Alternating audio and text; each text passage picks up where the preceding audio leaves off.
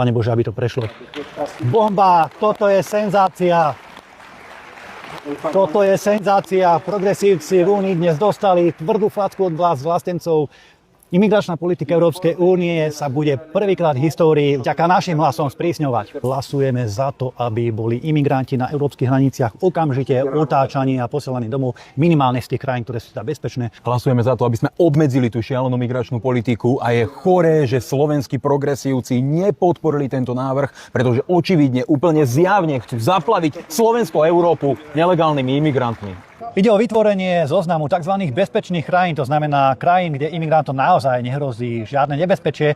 A ak prichádzajú z takejto krajiny, z bezpečnej krajiny, alebo ak prechádzajú cez nejakú bezpečnú krajinu, tak im v Európskej únii bude expresne zamietnutý azyl. Pretože to je jedna z vecí, ktorú som nikdy nechápal, že prečo tí imigranti prechádzajú cez niekoľko bezpečných krajín až niekde do Nemecka alebo niekde na Slovensko, a prečo sa neuchádzajú o azyl v krajine, ktorá im je najbližšie. Toto je obrovský úspech práve Milana Uhríka, pretože je veľmi aktívne a dlhodobo spolupracoval na tvorení tejto legislatívy. Boli to, viem dobre, desiatky stretnutí a ako tieňový spravodajca veľmi aktívne bojoval za to, aby bola vo výsledku presadená. Aj týmto spôsobom sa ukazuje, že hnutie Republika podporovať vo voľbách malo obrovský zmysel. Isté, ten text nie je úplne dokonalý a sami by sme ho napísali oveľa prísnejšie, pretože naším cieľom je zastaviť masovú imigráciu do Európy absolútne na nulu. Presne tak, ako to spravil Donald Trump v Amerike. Takže držte s nami, priatelia.